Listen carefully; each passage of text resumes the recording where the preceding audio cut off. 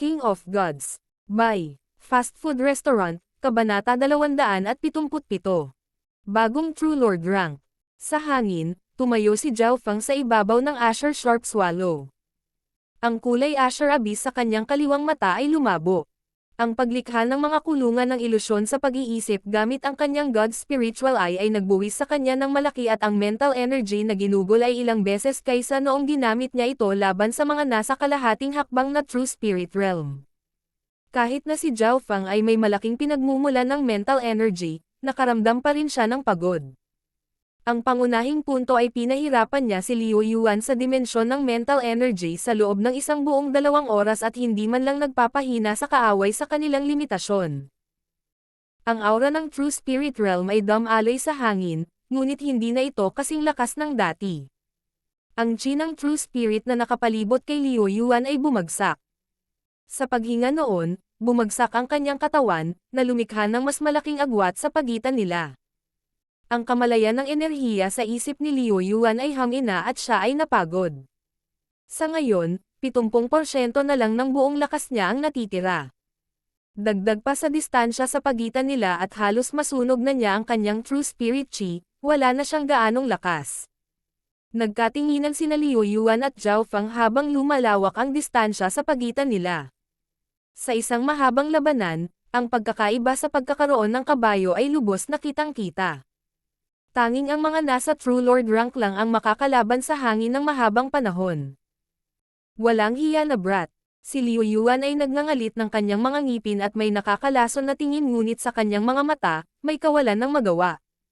Mula pa noong araw sa City Lord Palace ay kinalkula siya ni Zhao Feng para sa araw na ito. Sa sandaling ito, nakatitig lang siya kay Zhao Feng na kalaunan ay naging isang itim na tuldok na nawala. Si Liu Yuan ay mahina at walang magawa. Nag-aapoy ang dibdib niya sa galit. Hinabol ng isang cultivator sa True Spirit Realm ang isang junior sa 7th Sky at nabigo. Kung hindi naabutan ni Liu Yuan, hindi na ito mahalaga. Gayunpaman, naabutan niya si Zhao Feng at nakipagpalit ngunit ang taong dahado ay siya. Umupo si Zhao Feng sa Azure Sharp Swallow at pinalawak ang agwat sa 100 milya bago iniskan ang kanyang paligid gamit ang kanyang God Spiritual Eye. Siguradong walang sumusunod sa kanya, inalis ni Zhao Feng ang Azure Sharp Swallow saka ginamit ang kanyang Yin Shadow Cloak para mawala sa kakahuyan. Hanggat hindi alam ng mga nasa True Spirit Realm ang kanyang eksaktong posisyon, mahirap siyang hanapin. Maaaring gamitin ni Zhao Feng ang kapangyarihan ng Yin Shadow Cloak para talagang itago ang sarili. Dahil dito, pinili ni Zhao Feng na labanan si Liu Yuan at huwag munang gamitin ang Yin Shadow Cloak para magtago. Dahil wala siyang kabayo at malayong lumipad, si Liu Yuan ay gumugol ng maraming enerhiya at dahan-dahan siyang dumaong sa lupa. Sa kalahati ng oras na kinakailangan para sa tiyaan na gawin. So, isang aura ng True Spirit Realm ang lumitaw mula sa likuran. Ang bagong dating ay isang taong nakasuot ng itim na ang aura ay nasa True Human rank at mas malakas pa kaysa kay Liu Yuan. Kilala ng huli ang taong ito. Siya ang pinuno ng depensa ng lungsod ng Flooding Lake. Sa sandaling ito nang humarap si Liu Yuan sa isang taong kapareho ng henerasyon at paglilinang, may nakasulat na pagkakasala at pagkatalo sa kanyang mukha. Hindi niya alam kung paano magsisimula. Tiningnan ng itim na armored leader si Liu Yuan sa ibaba na may medyo nabigla na ekspresyon. Ang huli ay mukhang napakahina at may punit-punit na damit. May mga marka pa ng paso sa mukha niya. Brother Liu, saan tumakbo ang batang iyon? May nakilala ka bang ibang mga eksperto sa True Spirit Realm? Ang pinuno ng itim na nakabaluti ay may tame time na ekspresyon. Sa ilalim ng sitwasyong ito, isa pang cultivator sa True Spirit Realm ang maaaring magdulot nito. Naunawaan niya ang lakas ni Liu Yuan. Siya ay nilinang sa Qin Sword Palace at dalubhasa sa paggalaw. Kaya niyang harapin ang 2 normal na True Human rank sa maikling panahon. Ang tanong na ito ay naging sanhi ng pamumula ng mukha ni Liu Yuan at nagsalita siya ng may pait at pagkakasala. Wala nang ibang True Spirit Realm cultivator dito. Tumakas yung brat na yon. Paano ito naging posible? Nakadilat ang mga mata ng Black Armored Leaders, na para bang hindi siya naniniwala sa resultang ito. Sa sandaling ito, ilang tunog ng paglipad ang lumitaw. dumating na ang ilan sa mga mas mabilis na lumilipad na kabayo. Ang unang pangkat na dumating ay halos lahat ay nasa kalahating hakbang na True Spirit Realm at ang Seventh Sky. Mayroon ding isa pang tao sa True Spirit Realm. Labis silang nagulat nang makita nila ang walang kaluluwa at gulong-gulong anyo ni Liu Yuan. Pumunta si Zhao Feng sa direksyon na iyon, ngunit mahirap sabihin kung saang direksyon siya pupunta. Tila ayaw pag-usapan ni Liu Yuan ang mga detalye at itinuro lamang kung saang direksyon tumakbo si Zhao Feng. Sa totoo lang, wala nang pag-asa si Liu Yuan na mahuli si Zhao Feng. Napakalaki ng Canopy Great Country. Ang lugar lang ng Flooding Lake ay kasing laki ng Cloud Country. Gaano man kagagaw si Zhao Feng, hindi siya tatakbo sa tuwid na daan at hindi kailanman lilipat ng direksyon. Flooding Lake City, sa palasyo ng City Lord. Ang balita tungkol kay Zhao Feng ay naglakbay patungo sa City Lord. Yung nasa kalahating hakbang na True Spirit Realm at Seventh Sky na tumutudyas kay Zhao Feng ay mahigit 100, at ang iba sa iba't ibang antas ng cultivation ay mahigit 1,000. 5 sa True Spirit Realm ay humahabol din sa kanya. Isang city guard sabi ng pinuno. Wala akong pakialam kung anong mga pamamaraan ang ginagamit mo, gusto ko lang ang mga resulta. Malamig at mapang-utos ang boses ng City Lord. Ang galit na itinago niya ngayon ay nalampasan ang nakalipas na dekada at sinira ang kanyang iskolar na imahe. Ang halos garantisadong manugang ay nagdulot ng kaguluhan sa Flooding Lake City at hindi mabilang na mga eksperto ang ipinadala, ngunit hindi pa rin nila mahuli ang target. Hindi lang iyon, lahat ng humuhabol kay Zhao Feng ay natalo. Si Liu Yuan ang unang True Spirit Realm na tao na nakahabol kay Zhao Feng. Ang tagumpay ay nakasalalay sa kanya. Sabi ng isang elder ng True Mystic rank sa tabi ng City Lord. Napakataas ng kanyang edad at posisyon. Tumango rin ang mga kalapit na tao. Kung si Liu Yuan ang pinakamabilis na True Human rank cultivator ay nabigong makahabol kay Zhao Feng, kung gayon anuman ang iba pang paraan na mayroon sila, mahirap mahuli si Zhao Feng. Bagaman ang pagganap ni Liu Yuan pagkatapos bumalik mula sa Qin Sword Palace ay hindi pambihira, hindi niya ako binaygo. Bahagyang tumango ang City Lord. Ang taong may pinakamalaking pag-asa ngayon ay ang Tito Leon na iyon. Shua. Isang multo ang kumislap sa harap ng Flooding Lake City Lord. Sa pag-uulat sa City Lord, nabigo ang Tito Leon na iyon na mahuli si Zhao Feng. Sabi ng figure. Nabigo. Nanginginig ang puso ng City Lord at ng mga kasama at tumaas ang aura ng True Spirit Realm. Paano hindi maaabutan ni Liu Yuan si Zhao Feng sa kanyang bilis? Bahagyang nagbago ang ekspresyon ng matanda sa True Mystic rank. Ayon sa balita, naabutan ni Liu Yuan si Zhao Feng, ngunit sinabi ng figure. Nang malaman kung ano ang nangyari, ang mga taong naroroon ay natigilan. Paano ito posible? Maliban kung may panghihimasok ng ibang True Spirit Realm cultivator. Lahat ay umiling sa hindi makapaniwala. Ngunit sa sandaling ito, isang boses ang tumunog. Narito si Liu Yuan upang humingi ng tawad sa kanyang maling gawain. Isang gusot na figure ang lumipad. Liu Yuan. Nagsimulang magtanong ang lahat nang makita siya. Ang mukha ni Liu Yuan ay puno ng guilt at pait habang sinasabi niya ang nangyari. Alam na sinimulan na ni Zhao Feng ang kanyang mga plano mula noong ilang araw na nakalipas upang kalkulahin ang paglipad na kabayo ni Liu Yuan. Lahat ay nakaramdam ng malamig na lamig. Nakakatakot ang pagpaplano at kalkulasyon ng kabataan. Lahat sila ay hindi maiwasang mapabuntong hininga nang marinig ang labanan. Mukhang minamaliit pa natin ang bloodline power ng bata. Kahit na ang mga normal na true human rank ay hindi kayang ganap na labanan ang kanyang mental energy skills. Ang True Mystic Realm Elder ay may tame time na ekspresyon. Zhao Feng. Ang Zhao Feng na iyon ay tumakas mula sa mga talukap ng mata ng hindi mabilang na mga eksperto ng aking Flooding Lake City. Ang galit ng Flooding Lake City Lord ay umabot na sa limitasyon.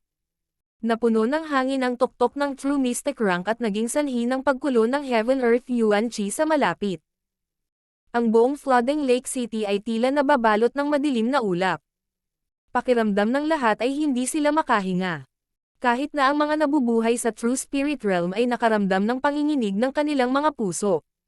Tanging ang Elder sa True Mystic Realm lang ang nang-ahas na magsalita. Jiushan, huwag kang masyadong magalit. Ikaw ang taong may pinakamaraming potensyal sa Flooding Lake Liu family at naabot mo na ang limitasyon ng True Mystic rank sa loob ng 100 taon.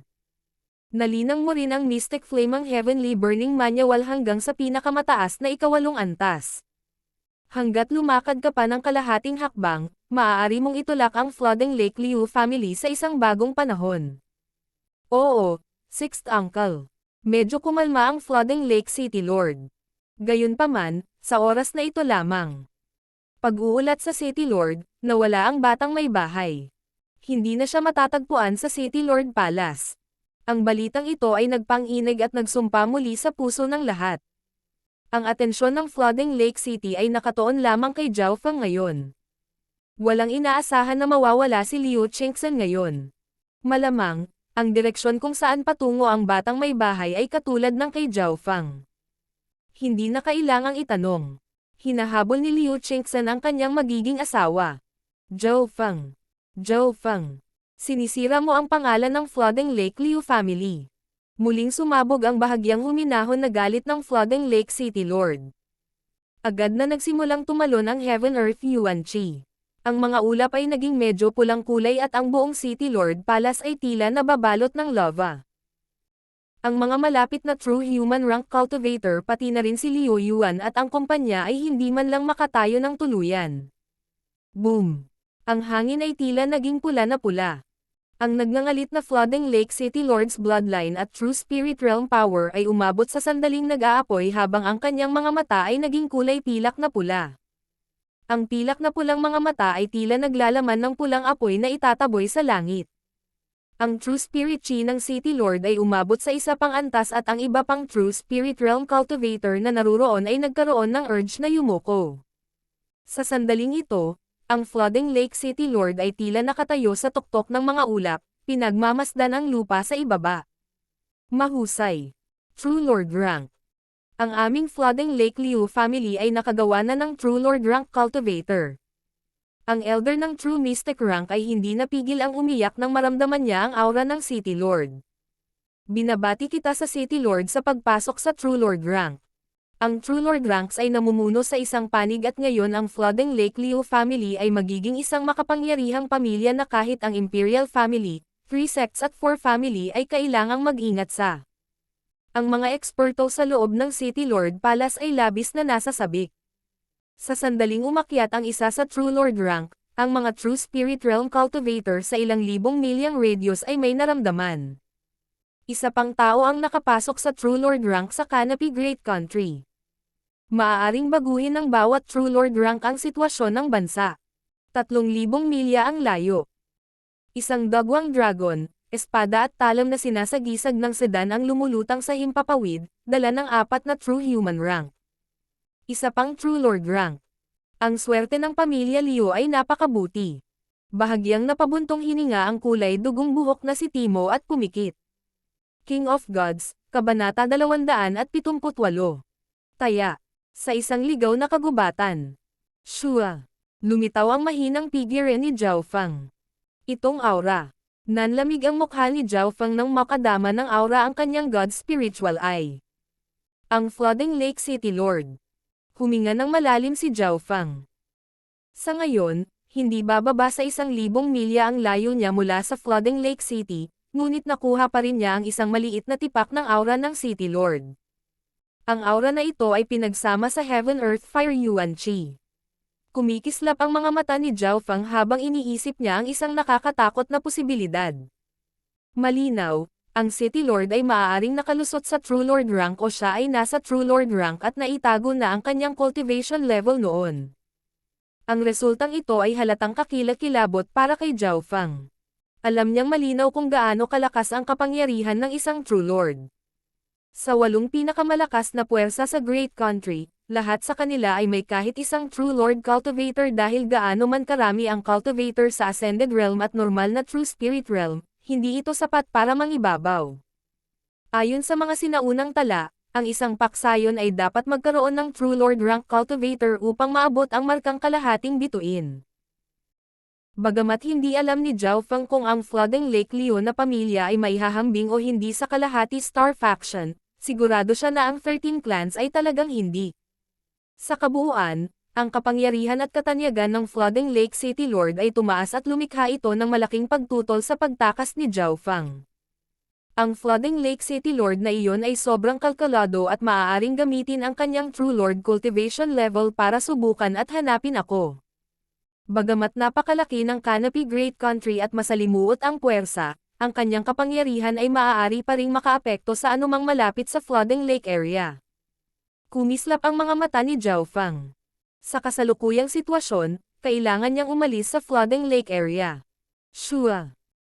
Nagpatuloy si Zhao Fang sa pagbaba ng mga puno at ginamit ang Yin Shadow Cloak para itago ang sarili habang naglalakbay siya patungo sa kapital ng Canopy Great Country.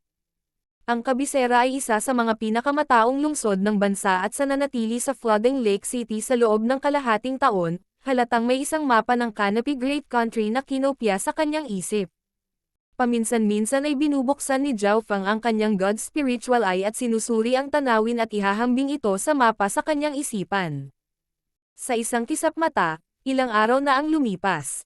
Sinubukan ni Zhao Fang na gamitin ang Azure Sharp Swallow nang hindi gaanong posible, dahil ito ay magiging masyadong kapansin-pansin sa kalangitan. Ang Canopy Great Country ay hindi maihahambing sa 13 bansa. Dito, isinasabuhay ang martial arts sa lahat ng dako at lumilipad ang mga kabayong lumilipad paminsan-minsan. Sa araw na ito, lumapag si Zhao Fang sa harap ng isang maliit na lawa. Ano ang nangyayari? Ang mata ko. Ang God Spiritual Eye ni Zhao Fang ay nakaramdam ng pagod at mas mararamdaman kapag ginamit niya ito. Ang kakaiba ay nalaman ni Zhao Fang na puno ang pinagmumulan ng kanyang mental energy. Kahit na noong nakalaban ni Zhao Fang si Liu Yuan ilang araw na ang nakakaraan, hindi ito halata. Ang pond ay sobrang kalmado at ito ay parang salamin. Tumayo si Zhao Fang sa harap ng lawa at tiningnan ang kanyang buhok. Hindi nagtagal, nalaman ni Zhao Fang na halos 1/10 ng kanyang azure na buhok ay naging malabong ice blue. Nagbabago ang kulay ng kanyang buhok nitong mga nakaraang araw. Higit pa rito, ang Azure Eye ay paminsan-minsan ay kumikislap na may malamig at nagyayelong aura. Sa tuwing lumalabas ang aura na iyon, ang kapangyarihan ng espiritual na mata ng Diyos ni Zhao Fang ay tataas sa maikling panahon. Dahil dito kaya nagawang ilusyon ni Zhao Fang ang mental energy consciousness ni Liu Yuan o kaya naman ang tanging magagawa niya ay tumakbo. Gayunpaman, sa ngayon, kahit na ginamit ni Zhao Fang ng normal ang kanyang God Spiritual Eye, nakakaramdam siya ng pagod. Meow meow. Ang maliit na pas ang magnanakaw ay biglang lumitaw sa kanyang balikat at naglabas ng 2 barya na ikan-away niya kay Zhao Fang. Ang isa sa mga baryang ito ay nagmula sa Floating Crest na palasyo, samantalang ang isa naman ay mula kay Liu Qingxen. Ang Floating Crest Palace coin ay mas bago, samantalang ang coin ni Liu Qingxen ay bahagyang kalaw-angin. Sinasabi mo bang may nahuli? Nanlamig ang ekspresyon ni Zhao Fang. Ang munting pas ang magnanakaw ay tumanggo at inihagis sa hangin ang 2 barya. Ito ba ay isang pagpapala o panganib? Nagmura si Zhao Fang sa kanyang puso. Ang rutang tinahak niya ay sobrang tago. Paano kaya nahuli ng isang tao? Ang munting pas ang magnanakaw ay tila may naramdaman ng ang isa sa mga barya ay tumunog at sa sumunod na sandali, nagtago ito sa loob ng spiritual pet bag. So, lumitaw ang tunog ng paglipad at kasama nito ang isang malakas na aura ng kalahating hakbang na True Spirit Realm. Napakapamilyar ng aura na ito. Hindi maganda. Ginamit ni Zhao Fang ang kanyang Yin Shadow Cloak at nagtago sa gilid ng pond. Ilang hininga ang lumipas, isang figurang nakaputi na parang anghel mula sa isang painting ang dumaong. Ang tao ay si Liu Qingxen. Hindi alam ni Zhao Fang kung nagkataon lang ito o hindi. Ngunit si Liu Qingxen ay lumapag sa tabi niya at bumantong hininga habang nakatingin sa lawa. Ang kanyang mga mata ay mas malinaw pa kaysa sa lawa at kalmado. Paano ka nakahabol? Inihayag ni Zhao Fang ang kanyang sarili. Halatang hindi niya akalain na si Liu Qingxen ay mapupunta sa tabi niya ng nagkataon. Bagamat mababa ang emotional intelligence ni Zhao Fang, hindi ito nangangahulugan na ang kanyang pakiramdam. Tila may hinanakit si Liu Qingxen, ngunit hindi siya nagpakita ng anumang galit o galit. Ang aking master ay nag-iwan sa akin ng 2 bagay bago siya namatay at sinabi sa akin na ito ang makapagpapasya sa aking kinabukasan at kasal. Ngumiti siya ng mapanokso at nagsiwalat ng isa pang sira-sirang lumang barya. Ang lumang baryang ito ay lubos na katulad ng isa sa maliit na pasang magnanakaw.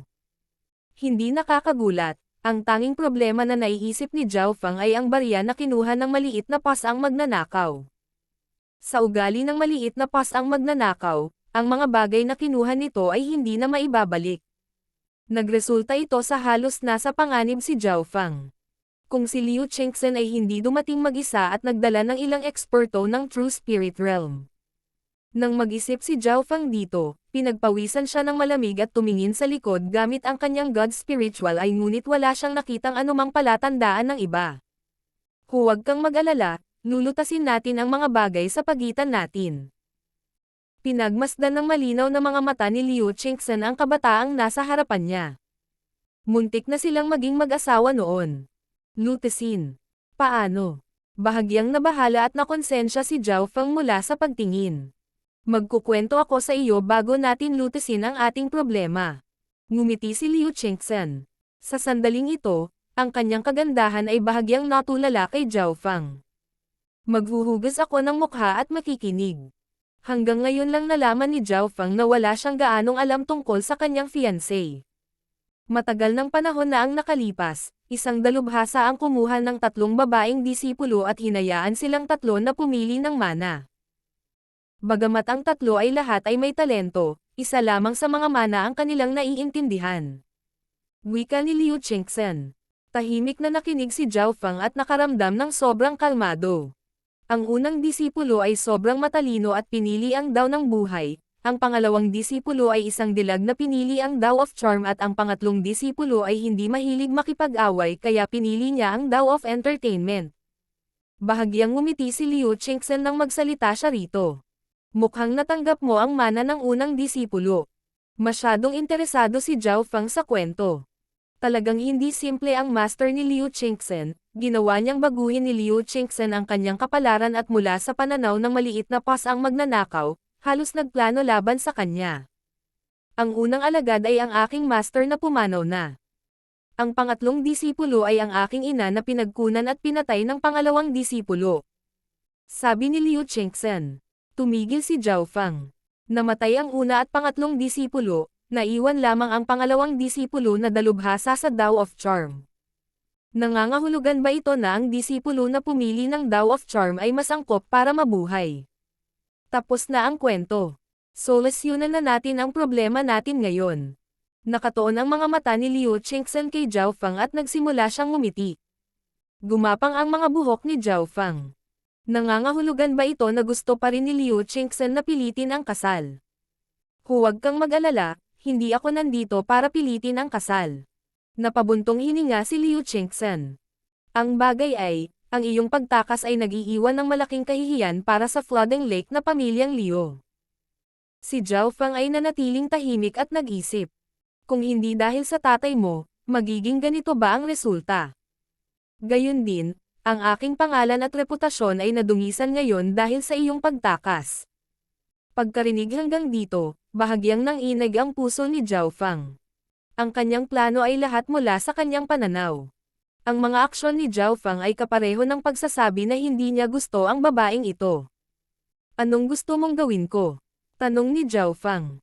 Sa sandaling ito, puno siya ng pagkakasala at gusto niyang gantihan siya kahit papaano. Una, bumalik sa lungsod ng Flooding Lake at humingi ng parusa sa aking ama at sa pamilyang Liu. Simula sa oras na iyon, wala na tayong relasyong dalawa. Mahinahong sabi ni Liu Chengxen. At ang pangalawang pagpipilian. Naisip ni Zhao Feng na kung siya ay babalik, siya ay mabubugbog sa isang pulpol. Sino ang makakalaban sa galit ng City Lord, na ngayon ay nasa True Lord rank? 2. Bumalik ka at ituloy ang kasal natin. Bahagyang namula ang mukha ni Liu Chengxen. Halos himatayan si Zhao Feng. Sinabi niya na hindi niya pipilitin ang kasal ngunit ito nga, hindi ba? Ano ang desisyon mo? Tanong ni Liu Chengxen. Ako. Pinipili kong. Patuloy na tumakbo. Bumalik ang mga salita ni Zhao Feng. Kung siya ay babalik, siya ay maaaring mabugbog sa isang pulp o sapilitang sa kasal. Ang unang desisyon ay posible, ngunit kapag siya ay sapat na malakas upang hindi matakot sa kanila. Ikaw, bilang isang may sapat na gulang, paano mo? Ako ano? Masyadong mababa ang emotional intelligence ni Zhao Fang. Napaka-irresponsible. Kinagat ni Liu Chengxen ang kanyang mga labi. Matanda. Menor de edad pa ako. Ang mataas na emotional intelligence ni Zhao Fang ay ipinakita. Ikaw. Tumigil sa pagsasalita si Liu Chengxen. Paano kung tumaya tayo? Lumingon ang mga mata ni Liu Chengxen. Magpatuloy. Si Zhao Fang ay hindi natakot. Mag-sparring tayo ngayon. Kung manalo ka, maaari mong itapon ang lahat ng mga responsibilidad. Pero kapag natalo ka, dapat isa sa dalawa ang piliin mo. Medyo may hinanakit na sabi ni Liu Chengxen. Hahaha. Kapag natalo ako, babalik ako at pakakasalan ka kaagad. Nagsimulang tumawa si Zhao Feng nang may kumpiyansa. Bagamat ang lakas ni Liu Chengxen ay nalampasan ang normal na kalahating hakbang na True Spirit Realm at nagkaroon ng bloodline power, si Zhao Feng ay nagtagumpay na makatakas mula sa isang True Spirit Realm expert. Talaga. Ngumiti si Liu Chengxen at idiniin ang kanyang mga kamay sa kanyang dantian nang masira ang isang selyo. Kaagad, ang kanyang chi ng kalahating hakbang na True Spirit Realm ay naging tunay na True Spirit Chi. True Spirit Chi. Ikaw. Tinatakan mo ang iyong cultivation. Natigilan si Zhao Fang. Halos hindi siya makahinga dahil sa aura mula sa True Spirit Realm. King of Gods, Kabanata 279. Tulog. Una, nang ibunyag ni Liu Chengxen ang kanyang nakatagong card, agad na nawala ang kumpiyansa ni Zhao Fang. Para siyang nahulog mula sa ulap patungo sa impyerno. True Spirit Realm. Ang kanyang tunay na cultivation ay nasa True Spirit Realm at ang kanyang lakas ay malamang na mas malakas pa kaysa kay Liu Yuan sa kanyang bloodline power. Umikot ang isip ni Zhao Fang. Nang makilala niya si Liu Chengxen sa unang pagkakataon at tingnan siya gamit ang kanyang God Spiritual Eye, napigilan ito ng isang misteryosong kapangyarihan na nagpahinto sa kanya na makakita sa pamamagitan ng God Spiritual Eye at naramdaman ito ni Liu Chengxen. Sa oras na iyon, ang spiritual sense ni Liu Chengxen ay hindi na mas mahina kaysa sa normal na True Spirit Realm. Noong una ay inakala ni Zhao Fang na ang bloodline ni Liu Chengxen ay sobrang espesyal at ang kanyang cultivation ay malapit sa True Spirit Realm.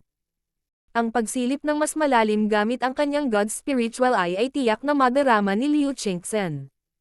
Habang nahayag ang kanyang tunay na paglilinang, ang lahat ay mauunawaan. Fang, ayon sa taya, wala kang pagkakataong manalo.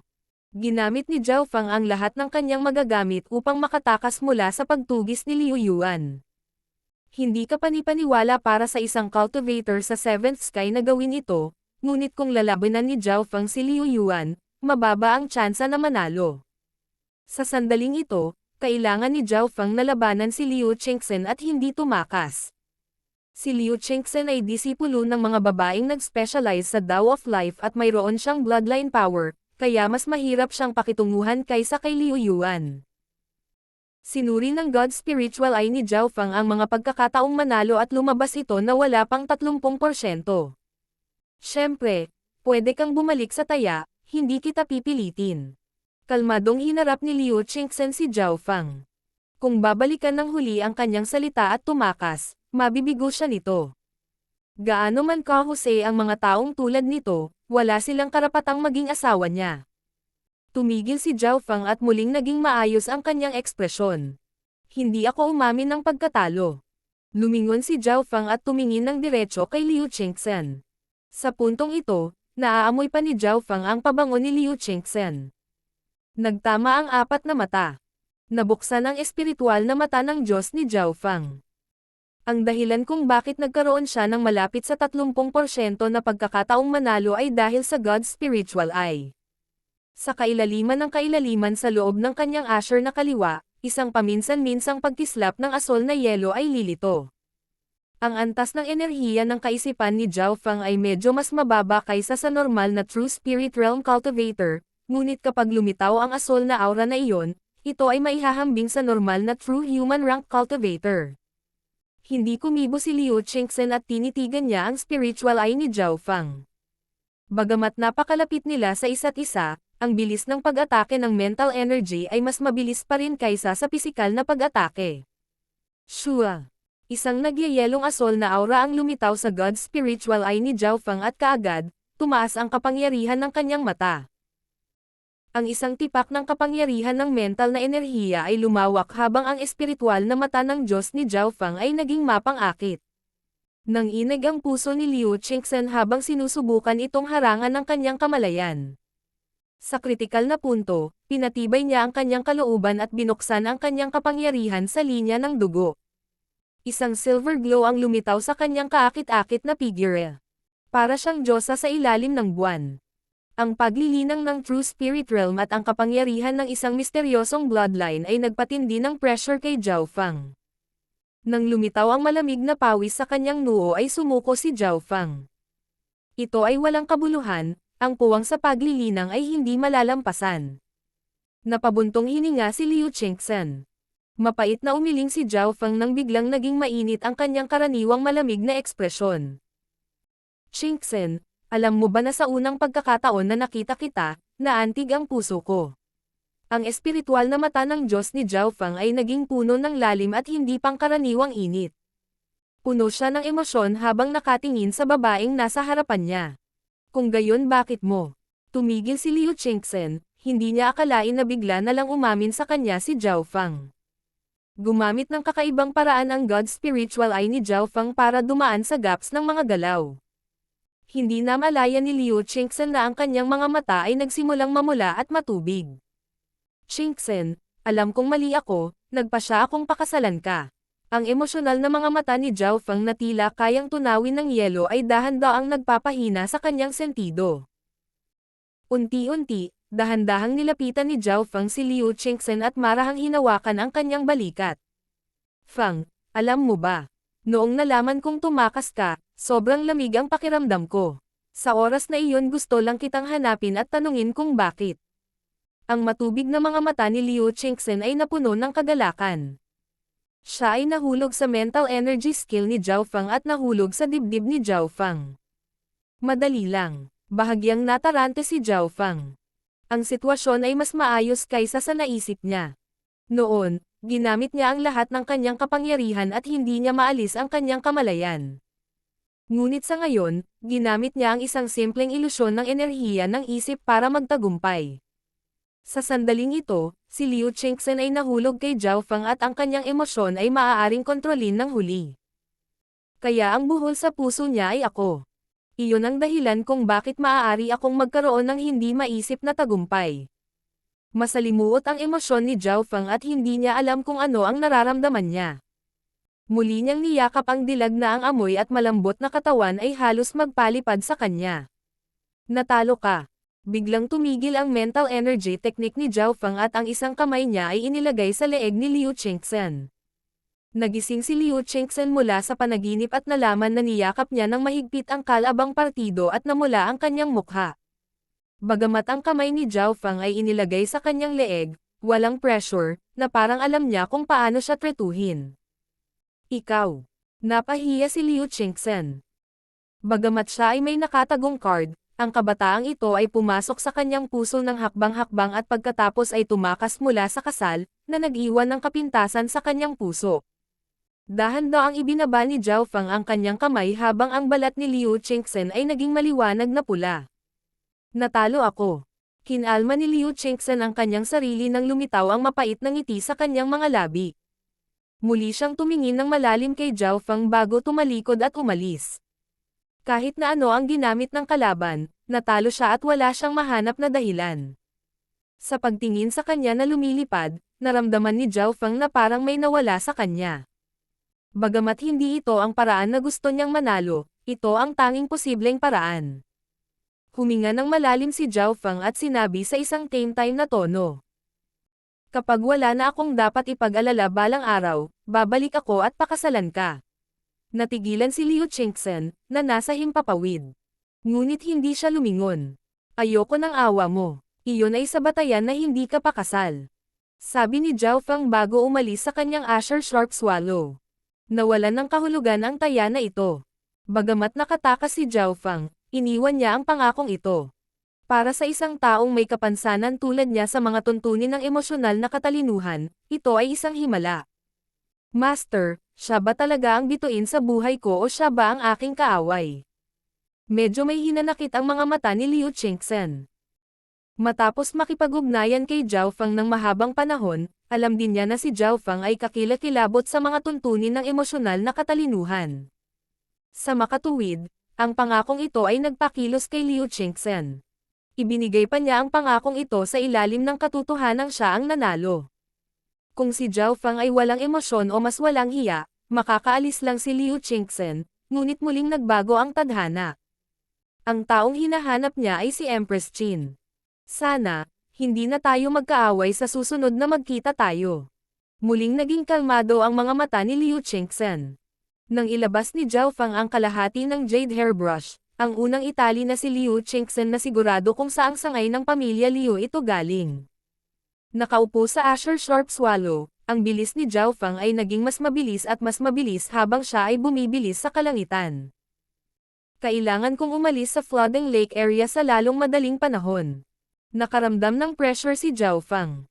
Bagamat hindi siya hahabulin ni Liu Qingchen, hindi ito nangangahulugan na hindi gagawin ng City Lord. Ang mga aksyon ni Zhao Fang ay nakakasira sa reputasyon ng pamilyang Flooding Lake Liu at nakakahiya sa City Lord. Ngunit gamit ang pagkakataong ito, naabot ng City Lord ang True Lord rank. Meow meow. Lumitaw sa kanyang balikat ang munting pas ang magnanakaw at pinagsiklap ang dalawang barya. Iniisip ni Zhao Fang ang kwento ni Liu Qingchen. Ang eksperto ay kumuha ng 3 babaeng disipulo. Pinili ng unang disipulo ang Dao ng Buhay, ang pangalawa ay ang Dao of Charm at si Liu Qingchen ang tagapagmana ng unang disipulo. Ang munting pas ang magnanakaw ay nagwagayway ng mga paa nito na parang may gustong sabihin. Naiintindihan ni Zhao Fang kung ano ang ibig sabihin nito, binago ng unang disipulo ng Dao of Life ang kapalaran ni Liu Qingchen at tila napakatagumpay nito. Ang hitsura ni Zhao Fang ay naging sanhi ng paglusob ng Flooding Lake City Lord sa True Lord rank at nangako siyang kunin si Liu Qingchen bilang kanyang asawa kung papayag ang huli. Meow meow. Inihagis ng munting pas ang magnanakaw ang Coins of Destiny at tumanggo ng may kaunting paghanga. Kung hindi ako nagkakamali, ang taong pumili ng Dao of Charm ay si Empress Qin. Ang mga hinala sa puso ni Zhao Fang ay nalutas at ngayon ang tanging palaisipan ay ang relasyon sa pagitan ni Empress Qin at First Elder. Pagkalipas ng ilang araw, binuksan ni Zhao Fang ang kanyang God Spiritual Eye at kinumpirma ang kanyang ruta para umalis sa Flooding Lake area. Dahil sa paggamit ng God Spiritual Eye, ang kaliwang mata ni Zhao Fang ay naging mas pagod at mas malabong ice blue na buhok ang lumitaw. Ang bilis ng ice blue aura na lumilitaw sa kanyang kaliwang mata ay naging mas mataas at lahat ng ito ay nagpapataas ng pagod ni Zhao Fang. Hindi ko na kayang pigilan pa. Kinagat ni Zhao Fang ang kanyang mga ngipin. Bawat sandali ngayon ay gusto na niyang matulog, ngunit alam niyang hindi niya magagawa iyon kung nasa paligid pa siya ng Flooding Lake. Sinabi sa kanya ng instinct na ang oras ay hindi maikli. Matapos makapaghintay ng 1 pang 2 araw, isang ilog ang lumitaw sa kanyang harapan at sa sandaling ito ay pumasok si Zhao Fang sa isang bagong teritoryo. Isang alon ng tulog ang bumalot sa kamalayan ni Zhao Fang. Hindi niya namalaya na mahigit kalahati na pala ng buhok niya ang naging malabong bughaw. Maging ang kanyang mata ay may mga butik ng kristal na asol. Ito ang limitasyon. Ipinikit ni Zhao Fang ang kanyang mga mata. Plop! Nahulog ang kanyang katawan sa ilog at hindi nagtagal ay tinabyunan ng alon. King of Gods, Kabanata 280. Tulog, ikalawa. Ang kamalayan ni Zhao Fang ay naging malabo habang siya ay nakatulog ng mahimbing. Matapos mahulog sa ilog, automatikong naging kalahating patay ang kanyang katawan. Si Zhao Fang ay parang isang piraso ng kahoy na sumabay sa agos kahit gaano man ang hangin o yumanig ang mga alon. Meow meow. Ang maliit na pas ang magnanakaw ay tumalon mula sa spiritual pet bag, umupo sa katawan ng may-ari nito at tumingin sa paligid gamit ang itim na mga mata nito. Itinanggi ng maliit na pas ang magnanakaw ang low ika sa pamamagitan ng pagpasok at paglabas sa spiritual pet bag ayon sa gusto nito. Tumingin ito sa ibaba at sinuri si Zhao Feng bago lumapit at tinapik ang noo ng mga may-ari nito. Walang anumang reaksyon si Zhao Feng, ngunit ang kanyang true force at bloodline power ay tila pinoprotektahan ang sarili sa instinct.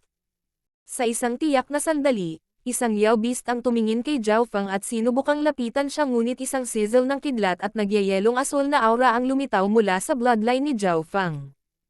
Ang kapangyarihan ng bloodline ay nagyelo sa halimaw na papalapit at ginawa itong manginig. Ang munting pas ang magnanakaw ay tila may iniisip at inilabas ang 2 coins of destiny bago ito itinapon sa ere. Ang munting pas ang magnanakaw ay tila walang magawa pagkatapos nilang mapunta at humikab bago nawala pabalik sa spiritual pet bag. Lumipas ang mga araw at si Zhao Feng ay parang nakoma, ngunit nanatili pa rin ang kanyang aura ng buhay.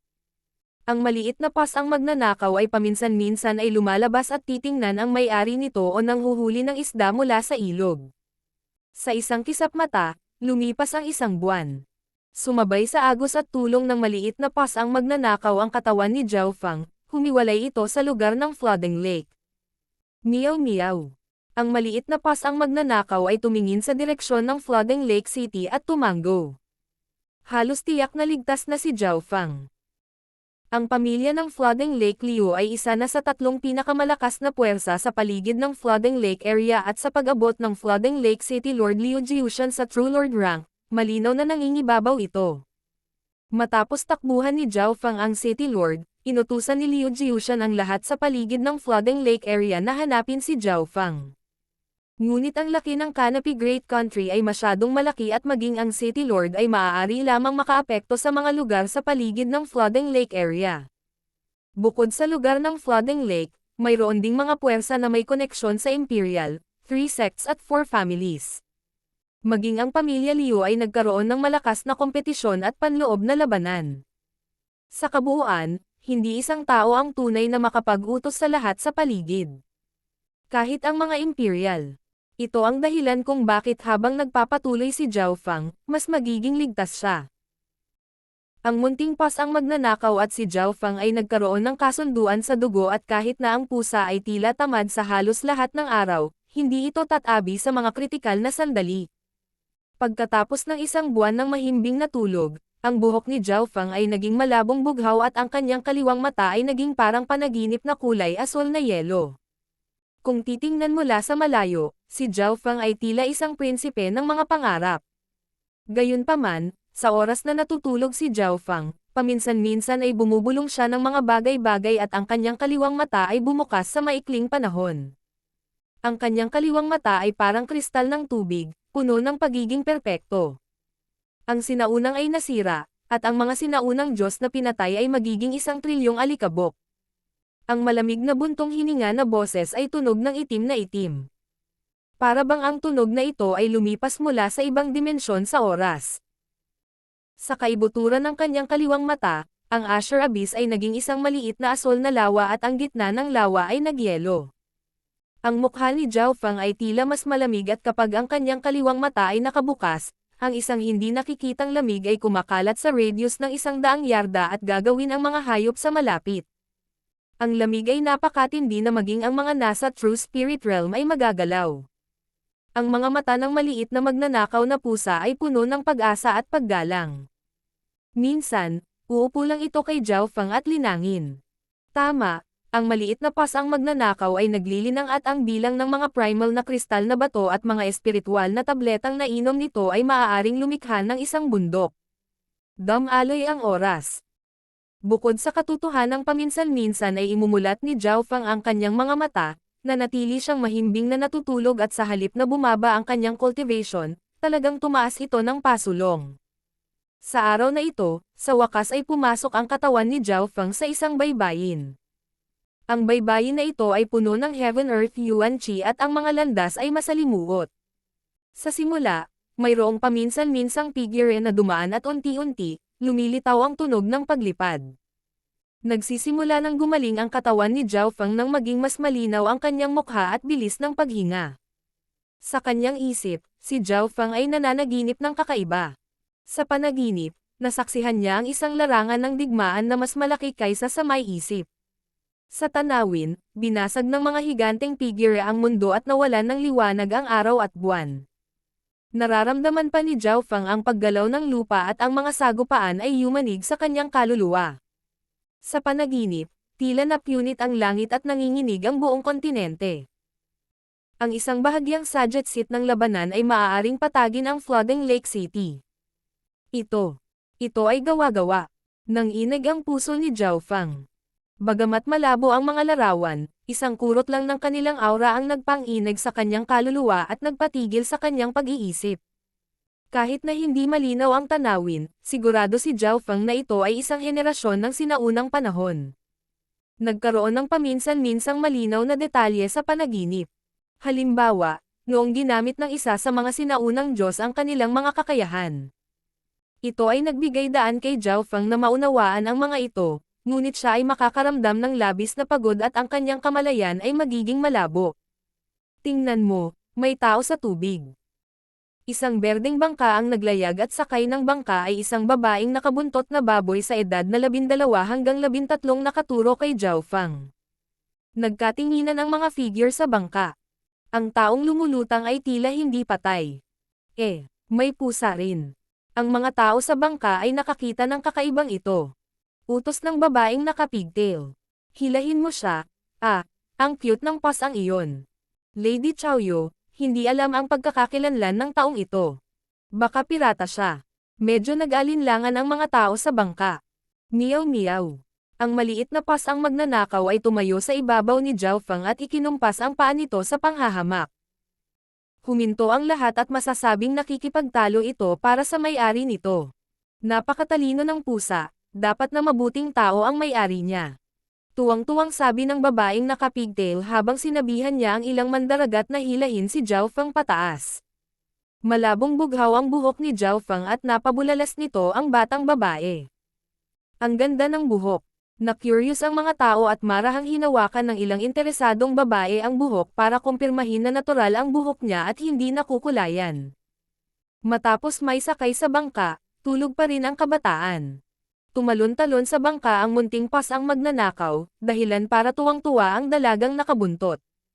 Munting pusa, hello, ang pangalan ko ay Bichaoyu mula sa Transverse Water Baby Family. Nagpakilala ang babaeng nakapigtail. Meow meow. Tinapik-tapik ng munting pas ang magnanakaw ang dibdib nito na para bang nagpapakilala rin at naging dahilan ng tawanan ng mga tao. Sa sandaling ito, naging masigla ang buong bangka dahil sa maliit na pas ang magnanakaw. Chaoyu, ano ang sitwasyon nitong pusa at kabataan? Isang matandang boses ang umalangaw mula sa isang silid sa bangka. Pagbati, Master B. Ang mga tao sa bangka ay yumuko ng may paggalang. Sa Transverse Water Bay, ang pamilyang B ay isa sa mga nangungunang puwersa. Tila, ang pamilyang Transverse Water Baby ay nagkaroon ng relasyon sa isa sa 4 na pamilya ang pangunahing pamilya ng B at maaaring ituring bilang isang side family. Gayunpaman, dahil sa pagiging komplikado ng tanawin ng Transverse Water Bay at kung gaano ito kalayo, ang koneksyon sa pagitan ng pamilyang B na ito at ng pangunahing pamilyang B ay matagal nang nawala. Ano man ang sinabi, ito ay isang puwersa pa rin na dapat isaalang-alang sa lugar na ito. Puti ang buhok ni Master B at may hawak siyang tungkod na nakaukit na may ulo ng dragon. Ang kanyang mga mata ay kumikislap habang sinisiyasat ang maliit na pas ang magnanakaw at pagkatapos ay lumingon sa binata na mahimbing na natutulog. Matapos maunawaan ang sitwasyon, iniutos ni Master B. Sabihin sa doktor na gisingin ang kabataang ito at tanungin kung saan siya galing. May isang medik sa bangka na humawak sa palso ni Zhao Feng na may nakakunot na mga kilay. Gumamit ang medik ng ilang paraan, ngunit si Zhao Feng ay nanatiling parang kahoy na walang reaksyon. Pagkatapos noon, personal na kinuha ni Master B ang palso ni Zhao Feng ngunit anuman ang mangyari, ang asol na buhok na kabataan ay natutulog pa rin at walang nararamdaman sa labas ng mundo. Naghinala pa ang mga tao sa bangka na may kapansanan ang kabataan. Umalis muna tayo. Narinig ko na ang Bloodwater Pirates ay gumagawa ng mga kahina-hinalang galaw sa paligid ng Transverse Water Bay, kaya kailangan natin siyang bantayan ng malinaw. Sabi ni Master B. Sa kanyang kaalaman at karanasan, hindi mahirap para sa kanya na makita na si Zhao Fang ay may bloodline at nakaabot sa 7th Sky sa murang edad. Ang 7th Sky of the Ascended Realm ay maaari nang mauuri bilang isang eksperto sa Transverse Water Bay. Hindi nagtagal, pumasok ang bangka sa isang masikip na kuta na ang laki ay mas malaki kaysa sa Sunfeather City. Ito ang sentro ng Transverse Water Bay, ang Transverse Bay Stronghold. Ginamit ng mga mangingisda, negosyante at maliliit na pamilya ang kuta na ito bilang sentro at maraming tao ang susuriin dahil naglilibot dito ang sikat na Cripple Blood Water Pirates na naging sanhi ng maraming inosenteng tao ang nasawi. Sa Transverse Water Stronghold, ang pamilyang B ang pinakamalakas at hawak nila ang ganap na awtoridad. Dahil si Zhao Fang ay mahimbing na natutulog, siya ay kinuha ng pamilya B at hindi na-check. Matapos makapasok sa pamilyang B, inilagay si Zhao Fang sa isang wood-cutting room kung saan binabantayan siya ng 8 gwardya ng 6th at 7th Sky. Sa sumunod na 2 araw, nakahanap ang pamilyang B ng 2 doktor para tingnan si Zhao Fang ngunit hindi nagtagumpay. Gayunpaman, ang bilis ng paghinga, tibok ng puso at kulay ni Zhao Fang ay malapit na sa normal. Ang munting pasang magnanakaw ay laging nasa tabi niya at paminsan-minsan ay humihikab. Sa gabing ito, munting magnanakaw na pusa, gaano ako katagal natulog? Isang mahinang boses ang narinig. Natakot ang munting pasang magnanakaw at agad na sininop. Binuksan ng kabataang may ice blue na buhok ang kaliwang mata. Ang kaliwang mata ay parang malamig na hiyas na napakalakas na kaya nitong palamigan ang puso ng isang tao.